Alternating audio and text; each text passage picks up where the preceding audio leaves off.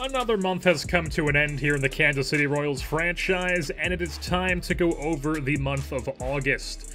So at the end of August, our Kansas City Royals are sitting at 77-61 on the season, which is good enough for first place in the AL Central, and they've gotten some separation between them and the two teams behind them. The Cleveland Indians are now 6.5 games back, so some separation between them and the Indians, who are pretty much the only threat in the AL Central at this point, because the White Sox, they were still hanging in there heading into August, but they just did not have a good month of August, and they are now 10 games back. They're under 500. They kind of shit the bed in the month of August, so they've kind of ruined their chances now.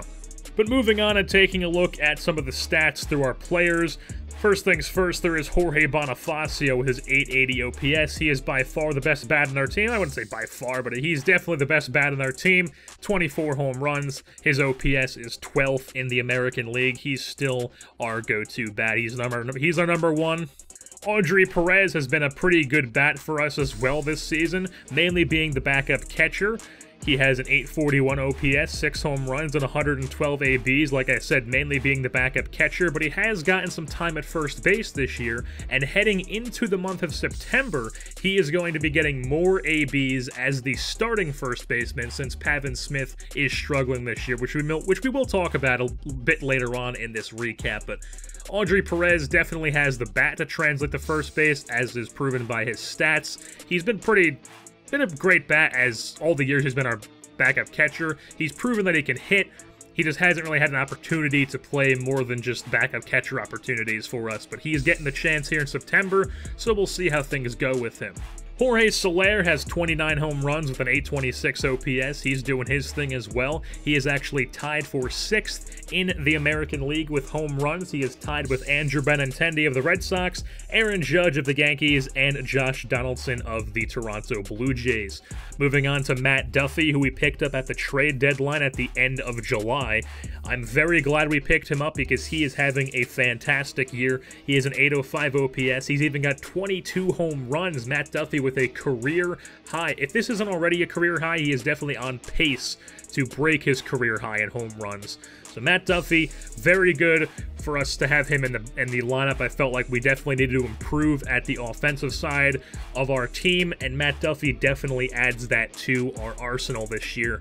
He is currently 2nd in the American League with 171 hits. He has 86 runs scored, which is 5th in the American League, and he has a 4.4 WAR, which isn't towards the top, but he is 13th in the AL, so that 4.4 WAR, if you take that into the AL, he's top 15 out of all the players in the American League, so that's still pretty darn good. Now, obviously, most of those stats that he's accumulated this year have come in the National League, as we picked him up from the San Diego Padres, but if you transfer him over to the AL, that's where he would be standing there. Matt Carpenter, he's still doing his thing, 793 OPS, 19 home runs. He's still the leadoff guy against right-handed pitching. But he does have a bit of a change since we have Duffy now playing third base, and Duffy's definitely the better defensive third baseman, so Matt Carpenter is now our DH against right-handed pitching, and then doesn't play against lefties, obviously. Brett Phillips, he has had a bit of a spike in the month of July, and a much bigger spike in the month of August, where he's starting to turn things around. Still, the power numbers aren't there, but he does have a 785 OPS, so I'll take that. 37 doubles as well. That's why his slugging has rocketed to move up his OPS. He is tied for 4th in the AL with doubles, and he's obviously still a great defensive center fielder as well, so that's always going to be there for his game for us. Khalil Lee, also 776 OPS, 8 home runs, 239 at-bats, coming off as the 4th outfielder. He's still the 4th outfielder against right-handers because Carpenter is the DH, Duffy's at third. We cannot move Soler to DH against right-handers, but against left-handers, Soler is the DH, and Khalil Lee is now the starting right fielder against left-handed pitching. Khalil Lee has improved immensely since his prospect profile. As you see on the screen right now, the top attributes are when he was with his prospect profile, and the bottom ones are where he stands at the end of August heading into September. We've also got Ryan Schimpf, who has started to turn things around. He didn't get off to the greatest start for me. Actually, I think he had a really good start in the month of April, and then he kind of cooled off there. He didn't really hit too many home runs through the middle months. But the past, like, 2-3 months, he's starting to slowly turn things around. A 7.72 OPS, not the greatest, but he is starting to hit more home runs. And I'm definitely starting to be more impressed with Ryan Schimpf as the season's going along. And he does have 21 home runs as it stands right now. If he starts to go off, if he goes on a tear in the month of September, he definitely has a chance to have 30 home runs. So we'll see how he does in September and see if he can hit those 9 home runs he needs to get that 30 job. Brandon Crawford, he's doing his job filling in our hole at shortstop that we needed. We went from having Chris Owings, who was like by far the worst bat in our team besides Mabrys Valoria, and now we've got Brandon Crawford, who has a 7.64 OPS, 9 home runs. He's doing his thing, filling in for the rest of the season at the shortstop position. Pavin Smith has improved a teeny bit in the month of August, but he's still not where I'd like him to be, and that's why Perez is getting more time at first base. Smith's OPS is now up to 720 with 13 home runs. We also have a new outfielder, as Elier Hernandez did not really do too much. He got off to an extremely hot start when I first called him up. He was hitting. He had a very high OPS. He was hitting home runs. You saw him in that one highlight video that he was in where I believe he had a home run and a double and a single or something like that. But Hernandez has been sent down to AAA, and Anthony Jimenez has been called up.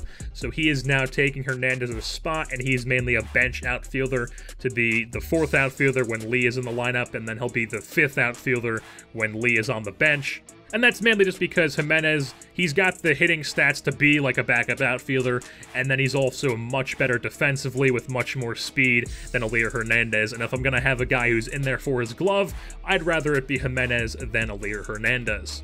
Moving on to the pitching side of things with our team, there is Mark Leiter Jr., the Toms River North native. Very impressive for us this year. He has come completely out of nowhere for us and been an extremely good starter. He's got 136 strikeouts and 144 1/3 innings pitched, a 3.37 ERA, a 3.34 FIP. He has allowed the least amount of walks in the American League. He's only allowed 26 this year, and Mark Leiter Jr. has been our best starter. He's been our ace this year, as weird as that is to say. Chris Archer, 140 strikeouts and 158 innings pitched. He's got a 3.98 ERA with a 3.53 FIP. I definitely don't hate how Archer has performed for us. I am paying him a good amount of money, though, for the next few seasons.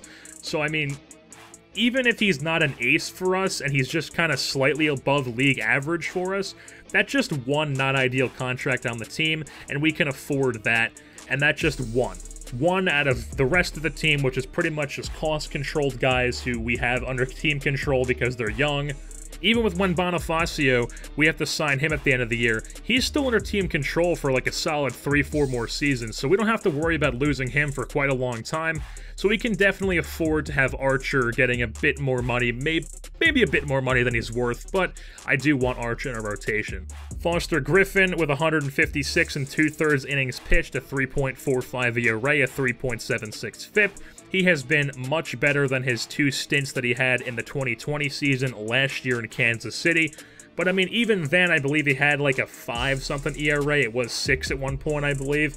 But even then, his FIP suggested that his pitching was much better than his ERA was telling, and that's why I'm not the biggest fan of ERA, because it can be a bit misleading. There's going to be a lot of times where guys get screwed because of their fielding or just all these different circumstances that can lead to a guy having a low ERA.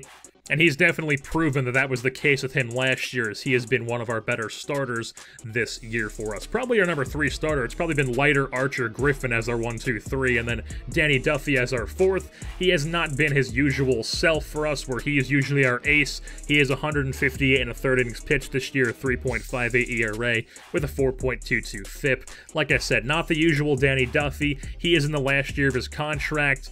It's going to make him easy to let him go, since he's probably going to want $6 to $7 million a year to be for like multiple years, and I don't want to give him that. So Danny Duffy, he will be with a new team in 2022. That's pretty much a given at this point. Jake Jimenez, he's been a serviceable 5th starter for us. When playoff time rolls around, he'll be shifted to the bullpen, and our 1 through 4 in the playoffs will be in any order, it'll be Leiter, Archer, Griffin, Duffy as the 4 guys who are our starters come playoff time. Junis will shift to the bullpen, but Junis is still doing his thing where he doesn't walk really anybody, but he's being outshined by Mark Leiter Jr., who is doing it at an even more insane rate, while Junis has only walked 34 batters this year.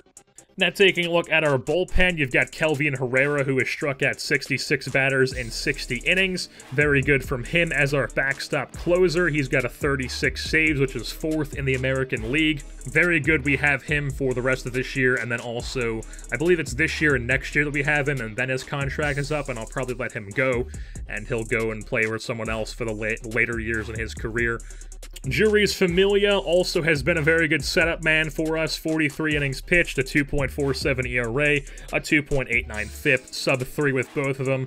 Definitely what you like to see as a setup guy. I'd like to see him have a bit more strikeouts, but if he's going to have a sub-3 ERA and FIP, I'll definitely take that as well. I think it's the same thing with Herrera for Familia. He has the rest of this year and then next year in his contract. So we're going to have some spots open in our bullpen.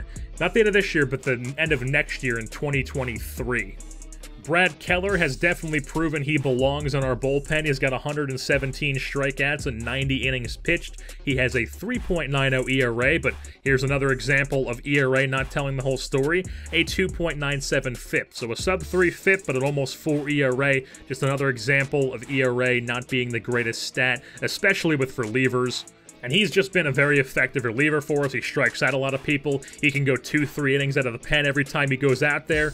Definitely a good guy to have in our bullpen. Sean Gilmartin has returned from his injury. He will be in our playoff bullpen, so that is good to see because he has been our best, definitely our best reliever before he got hurt. Now it's probably, well, him and Herrera just a toss-up, and now there's definitely a few guys giving him some competition.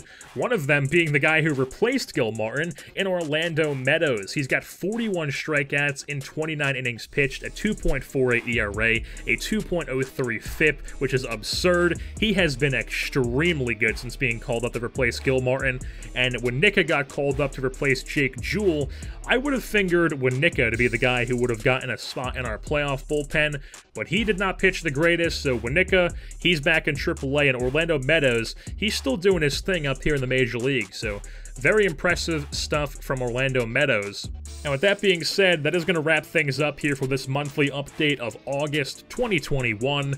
Now that we've gone over the stats, the standings, all that good stuff, we're going to be heading into September, the final month of the regular season. Once September ends, we'll do a end of regular season stats and a playoff preview, and then we'll head into the playoffs, whatever series we may be doing, either the wild card if we somehow stumble in September, or the ALDS, doing only the elimination games, because that is how I do the playoffs.